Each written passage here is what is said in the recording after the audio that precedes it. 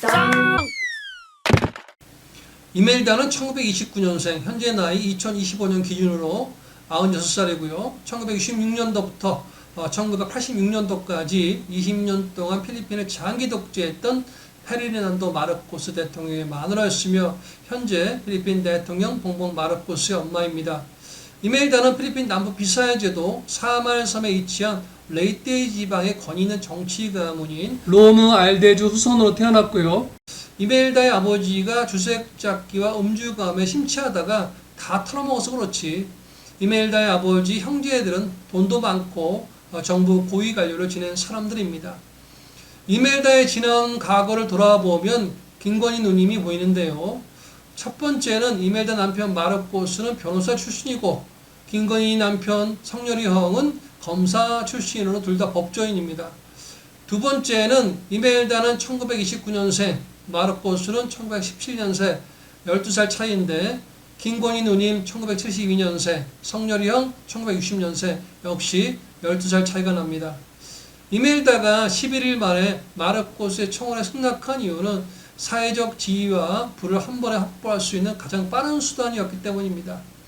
세 번째는 이멜다는 유력한 로얄 데모즈 정치 가문 출신을 기반으로 상류층 재계 군부 인사들과 관계를 유지하면서 남편 마르코스의 정치 기반을 넓히고 대통령을 만드는 데 가장 큰 기여를 합니다. 네 번째는 단순한 대통령 부인이 아니라 정책 결정에도 깊숙이 관여하면서 사실상 공통 통치자처럼 행동을 하고 정부 기관장들을 손에 들고 지락펴락합니다.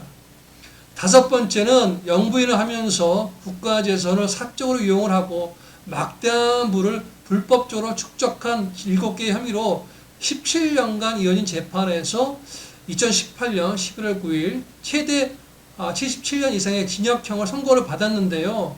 당시 89세 고령에다가 보석을 신청한다고 했고 항소를 한다는 이유로 법정 구성을 당하지 않았고요. 항소심 재판을 받는 동 많은 동 시간을 끌다가 아들이 대통령이 되었는데 지금 누가 이멜다를 건들 수 있겠습니까?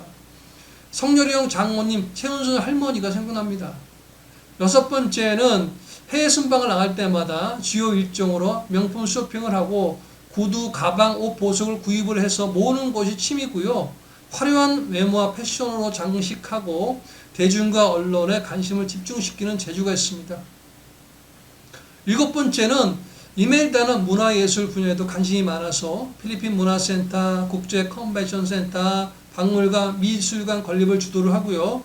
불법 자금 유용과 자산 응익 수단으로 세계적인 예술가의 고가 미술 작품들을 대거 비밀리에 구입을 합니다. 여덟 번째는 1986년 2월 25일 시민혁명으로 타이에 의해서 이멜다는 영부인 역할이 끝이 납니다. 마지막으로 아홉 번째는 비슷하면서도 다른 것이 있는데요. 이멜다 남편인 마르코스는 반국가 세력의 반란과 치안 불안을 이유로 1972년 9월 21일 계엄령을 선포를 해서 성공을 하고요. 김건희 누님 남편 성렬이 형도 반국가 세력을 척결 이후로 2024년 12월 3일 계엄령을 선포를 했는데 실패를 합니다. The proclamation of martial law is not a military takeover. I, as your duly elected President of the Republic, use this power which may be implemented by the military authorities, but still is a power embodied in the Constitution to protect the Republic of the Philippines and our democracy. 파렴치한 종북 반국가 세력들을 일거에 척결하고 자유 헌정 질서를 지키기 위해 비상계엄을 선포합니다. 계엄령 성공과 실패의 차이는 1960년대까지 대한민국보다 잘 살았던 필리핀이지만 대통령 하나 잘못 봐서 경제가 폭망하고 부정부패가 만연하고 국가의 신이 떨어지면서 지금까지 개발도상국을 벗어나지 못하고 있습니다. 첫 번째부터 아홉 번째까지 모두 다 이멜다의 지나온 과거인데 이상하게 김건희 누님 이야기 같습니다. 김건희 누님은 죗값을 다 치르고 나서 이멜다가 그때까지 살아있으면 제가 만남을 주선해 줄 테니까 필리핀을 한번 오세요. 서로 이야기가 잘 통할 것 같습니다. 지상 최대의 마누라 지킴이 성렬이 형이 센 거짓말로 얻어낸 검찰총장이라고 끝냈으면 둘 다 감옥 살해를 안 하는 건데요. 마누라가 시키는 대로 하다 보니까 어라? 운 좋게 대통령이 됐네요. 김고인 누님이 나라 돈으로 먹고 놀고 경호받으면서 거들먹거리는 것을 즐기고 특히 해외 나가서 이전을 받는 것을 너무나 좋아하는 모습을 보니까 이 세상을 우리 마누라 꼴리는 대로 영원히 살게 해주고 싶어서 차근차근 계엄을 준비를 해놓고 북한의 신기를 건드리는 작전으로 전쟁을 유도를 했는데 조선인민주의공화국 김정은 동지가 안 받아주니까 더 이상 기다릴 수 없어서 말도 안 되는 이유로 계엄령을 선포했다는 것은 대한민국 국민이면 누구나 다 알고 있을 텐데요. 아직까지 성렬이 형을 옹호하는 다수의 정치인, 평론가, 국민들이 있습니다. 만약에 전쟁이 나서 성렬이 형을 옹호하던 사람들 가족부터 북한 군인들 총에 맞아서 다 죽고 나라가 망했으면 그때 가서 후회할 건가요? 정치인과 평론가는 각자 유불리에 따라서 겉과 속이 다르게 발언한다고 치고 무식한 사람의 신념을 가지면 무섭다고 하는데요. 국민들 중에는 정확하게 알지도 못하면서 어디서 대충 흘려드는 이야기들을 진실인 것처럼 마냥 믿고 따르는 무지한 사람들이 그렇게 된다는 겁니다. 또한 내 편이라고 한번 생각하면 아무리 나쁜 짓을 해도 잘못을 두드러하는 국민들이 있는데 그 옛날 일제치하의 친일파들하고 똑같은 사상을 가지고 있는 겁니다. 그나마 대한민국이 운이 좋아서 그렇지 깜빡 잘못했으면 진짜 필리핀처럼 나라 말아먹을 뻔했습니다. 국민과 국익은 안중에도 없고 지 마누라 꽁무니만 졸졸 따라다니는 동네 바보 같은 형을 대통령으로 선택한 국민들은 진짜 각성을 해야 합니다. 일반 축구선수 출신을 국가대표 야구감독을 시켜놓으니까 내야수, 외야수, 투수, 포수까지 모두 다 축구선수를 채워놓고 국제야구대회를 하고 있는데 그게 제대로 되겠습니까? 그래도 2025년 6월 3일 합리적이고 상식적인 국민들이 제명의 형을 49%나 찍어줬으니까 다행이지 안 그랬으면 상상만 해도 암담합니다.